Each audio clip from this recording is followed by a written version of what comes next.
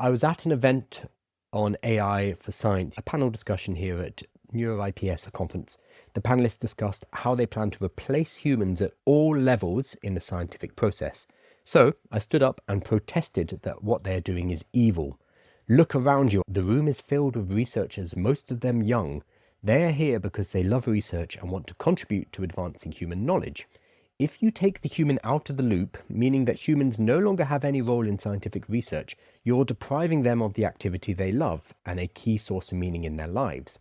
We all want to do something meaningful. Why, I ask, do you want to take the opportunity to contribute to science away from us? It goes on here, and there's a little bit later it says, one of the panelists asked whether I would really prefer the joy of doing science to finding a cure for cancer and enabling immortality. I answered that we will eventually cure cancer and at some point probably be able to choose immortality. Science is making progress with humans at the helm. We'll get fusion power and space travel someday as well. Maybe cutting humans out of the loop could speed up the process, but I don't think it would be worth it. I think it is of crucial importance that we humans are in charge of our own progress. Expanding collective knowledge is the most meaningful thing we can do. If humans could not usefully contribute to science anymore, this would be a disaster. No, I do not think it worth it to find a cure for cancer faster if that means we can never do science again.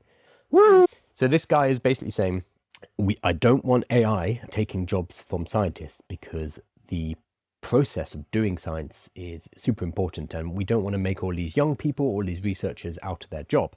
Even if it means we cure cancer later, even if it means we get fusion power and we solve climate change and we potentially have the ability to be immortal, even if these ends take longer, I think we should maintain the process of allowing humans to do the work. He goes on, it's a very long post. I didn't know you could go this long on Twitter. It goes on, a lot of people are like, this is evil. You are saying you want people to die of preventable diseases by removing AI and allowing us to work these things out ourselves. Instead, we could use AI to cure diseases faster, deal with environmental problems, to deal with a lot of the issues that we have as a species. But you'd rather not do that because you don't want to deprive these people of the jobs or the joy of discovering themselves. So some people have come back at him and said, this is horrendous. This is, what you're saying is evil here. And countless people will die because of this, if this were to be true. I just wanted to flag it up because it's a discussion that's going on in every single industry. It just hits really hard in science. Julian posted a year ago. He said, extremely unpopular opinion, earning a living through artistry in any domain, paintings, movie, dance, novels, etc., has always been very hard. This is a supply and demand issue. Lots of people want to be artists, few want to pay for their art. AI is not changing that much. So he was basically saying AI is going to come along and you guys in the art field have been in trouble because AI is going to take your already very few jobs. This is happening in science. Like AI is being deployed in research, which potentially allows research to be done faster and potentially means we do not need as many researchers. Maybe. These are the dynamics we're seeing across industries. However, in art, it's less we could cure cancer using this technology.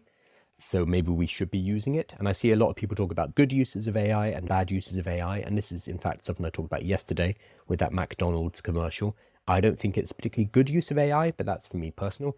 Whereas curing cancer or protein folding, which AI has solved, is a good use. This is a discussion we need to have and a line we will need to draw. For somebody to publicly say we need to cure cancer and push science forward ourselves, even if it takes decades, is the height of selfishness. Sometimes humans need to get out of our own way. We overinflate our importance. AI is the first technology that it's threatening what it is to be human, to think, to create. Suddenly these things which were very much a human activity is suddenly not so much. We are seeing another entity, an alien intelligence that can, at our level or above in certain activities. That is scary for a lot of people, for good reason. But remember things like AlphaFold. Watch The Thinking Game, the free documentary from Google DeepMind. The second half is about AlphaFold. AlphaFold is an AI that can work out the folding of proteins. There's a competition called CASP. CASP is something else. CASP has been going on for over a decade, and every single year scientific teams from around the world basically get together and they have a competition to fold proteins with the most accuracy. They're given proteins solved, but nobody knows the solution apart from the Cas people. Teams have to fold these proteins, I think they have a week or so, and then provide their answers, and they are scored. So you can see on the left-hand side, this is from 2006 to 2016, so about 10 years. The accuracy was around 30 to 40%. AlphaFold from Google DeepMind decided, oh, this is a problem we want to tackle. This is their first attempt in 2018, blew all the human teams out of the water. They got to about 60% accuracy. It was still quite slow. In the film, The Thinking Game, you can see how disappointed they are with that. They're disappointed with the fact that their accuracy is still too low and it cannot be used practically. You need a score of about 90 before it's actually useful for scientific work. So despite blowing every single human team for the past few decades out of the water, the AI team are like, we need to do better. So 2 years later, they come back with AlphaFold 2, which it works incredibly fast. If I remember, it's like it can fold a couple of 100,000 proteins a day. Previously, they were doing 5 a day, but it's faster and it's more accurate. By the end, there's a scene in the film, The Thinking Game, where they've basically solved protein folding, which allows for the synthesis of new drugs. It allows us to work out things like creating something that will break down plastics, for example, so we can get rid of our plastic pollution problem. Huge numbers of scientific applications. They've solved that problem, and they're sitting in a meeting room and talking to each other. What do we do now? They're having a discussion. Release the data set to pre-approved people who pay us, blah, blah, blah. Demis Hassabis says, how long would it take to fold and process every single protein?